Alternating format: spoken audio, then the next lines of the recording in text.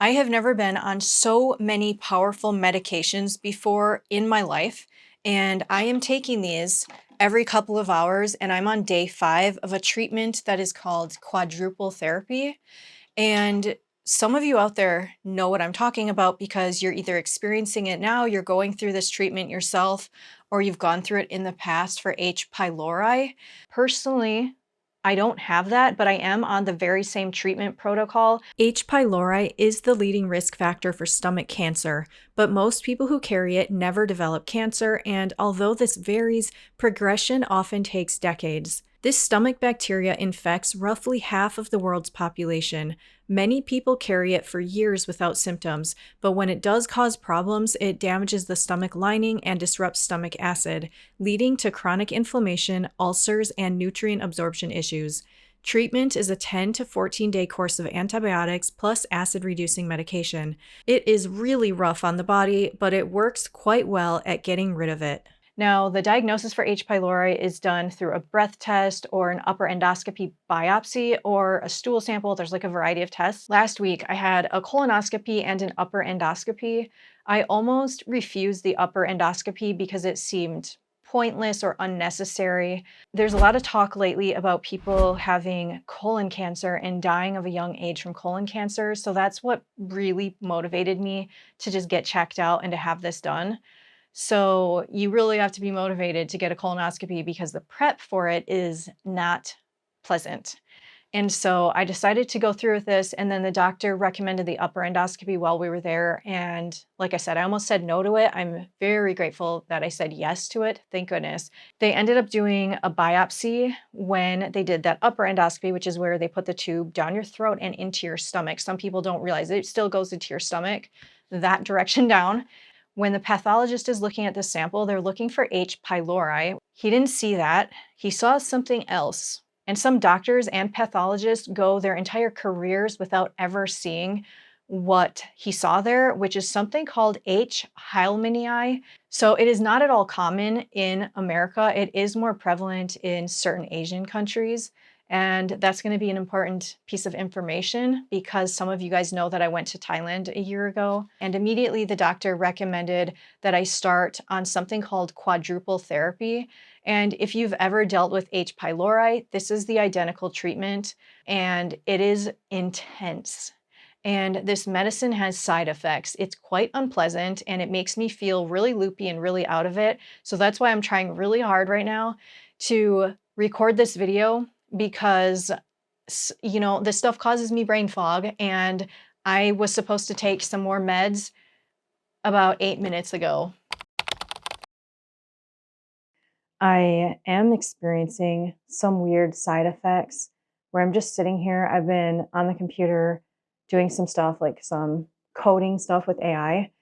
And after certain doses of medicine, I start feeling really, really weird. I haven't felt nauseous or anything, but I've just felt either I start getting like I'm freezing cold, which is why I have this huge robe on now.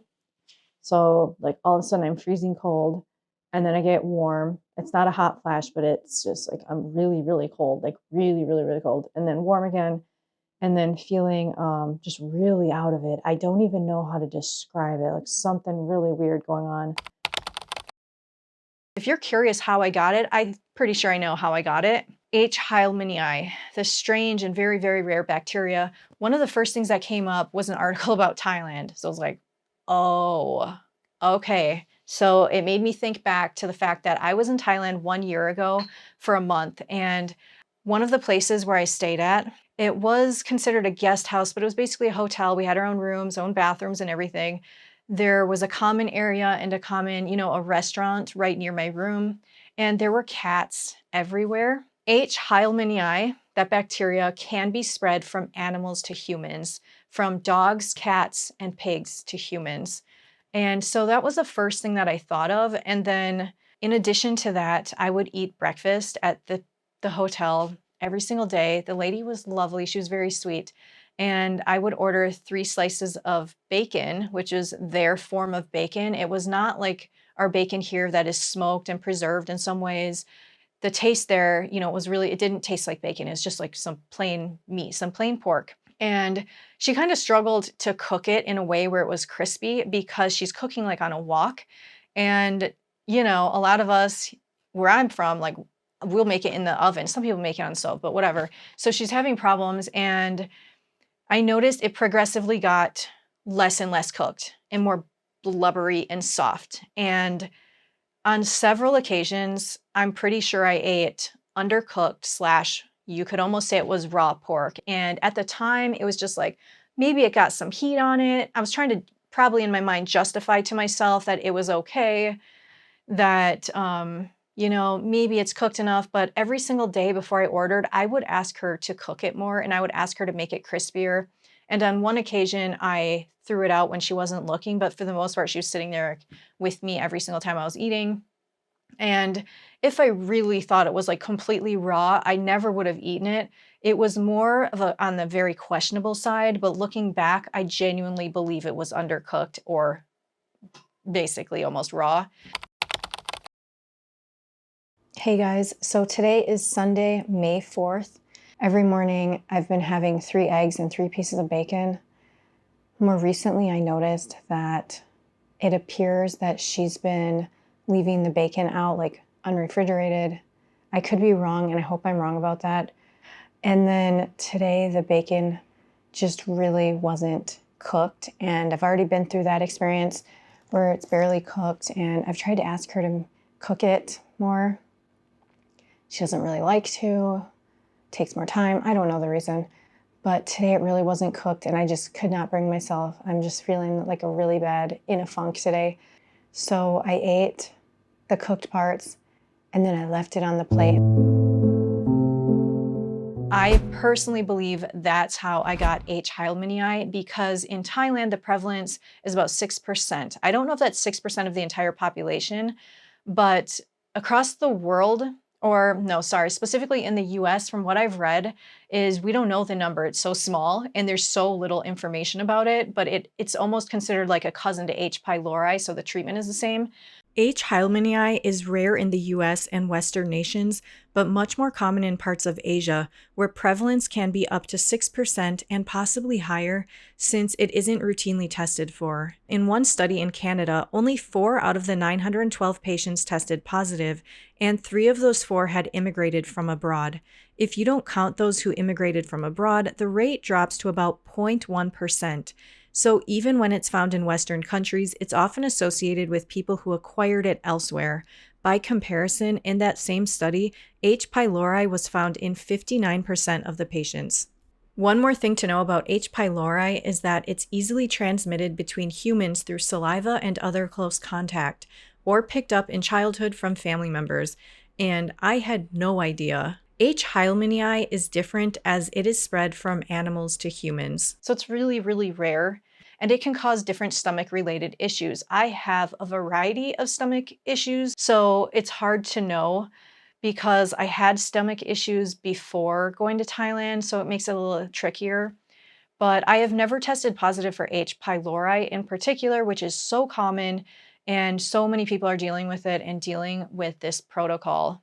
Basically, I'm on 2 different antibiotics, an antacid and Pepto-Bismol, and I would never take any of these things ever, unless I absolutely needed to. I'm using AI to help me schedule when to take it. It's so complicated. I don't know how people do this unless everybody uses AI, because so many meds need to be taken on an empty stomach, or 30 minutes before this and 2 hours between these meds, and it's like, oh my goodness, it's so detailed and so complicated. There's a test called GI map that you can do at home to detect H. pylori, the various strains, and it even tells you if the strains are resistant to certain antibiotics. I see many websites selling it for $500, but I've also found it on DHA Labs, which is a site that I've been ordering from for over 10 years, and they always have the absolute lowest prices. I am not an affiliate for them, by the way. They sell the same GI map test for $369, and a lot of functional medicine doctors recommend this. Because my situation is different with the H. heilmannii, that test doesn't check for it. The only way that I can recheck if I have H. heilmannii any longer is if I go back in and do the upper endoscopy with a biopsy. And I personally don't want to do that unless I'm having stomach problems, maybe 6 months from now, and I really want to check on it because it sounds like a hassle to go, under anesthesia again and to do that again. So I am on day 7 of the treatment, and I wanted to give you a final update on this video. I know I didn't really document things day by day, but I want to tell you like some of the symptoms that I've experienced and what I am experiencing during the treatment. What I've noticed is I am feeling just extremely fatigued. I'm having brain fog. I can't focus. I can't concentrate. All I want to do is sleep. And I can't because I'm trying to function as a person in society and I have work to do. But the other reason that I can't is because so many times after you take the medicine, it says you have to stay upright. You cannot lay down, it will harm your esophagus. So, for that reason, I'm really tired and I can't sleep throughout the night because I have to wake up to go to the bathroom because my last dose of medicine was right before bed and I had to drink a ton of water. I feel extremely depleted. I feel like I've completely decimated my body and all nutrients that I had. And one other symptom that I had yesterday, I decided to take a bath, is that I had like a strong reaction, like a histamine reaction, and broke out in hives all over my body. I just looked and I noticed that I still have them on my stomach. And while I was looking at my stomach, I noticed that I look like I'm 6 months pregnant. So that's the other side effect of decimating my gut. It feels like my stomach would be flat because I don't want to get into the details, but I'm having nonstop GI issues as well. Not pain, thankfully, but GI issues. And yesterday I also felt really, really nauseous. And thankfully it went away. So you have to make sure you're eating when you take some of the medications. If you are going through this treatment for H. pylori, I am here to support you. I know it's annoying, it's difficult. I know I probably shouldn't say this, but I will say this one last thing for people who are going through it. This is in no way medical advice, and I'm not trying to say this so that you quit your medication early. I'm not. I just want people to be informed of the research. One study said that a 10-day course of this medication may perform nearly as well as a 14-day course. In their own words, the study authors concluded that 10 days was not inferior to 14. And the difference between 10 and 14 days is a really big deal to us who are going through this every single day. Feels like it's dragging on and is very challenging every time we have to swallow more pills. So I wanted to share that with you. That is research out of Asia. I can link to it down below. It's something to keep in mind and something to look into. I know that some people also take a new type of medicine. I'm sorry, I forgot the name. It might be Pylera, and it has all of these pills combined into their medicine, into their one pill. It's not one. You take a bunch of them, just like I take a bunch of these. But it's an easier treatment option if you can take those instead of all these separately. It's a lot more expensive for that. And I have heard that some people who are on that medicine take it only for 10 days instead of 14. If that's been the case for you, I'm just curious about how it went and if you ended up eradicating the H. pylori or not. I really hope that everybody is doing well. Thank you guys so much for watching this. I really appreciate it. Take care.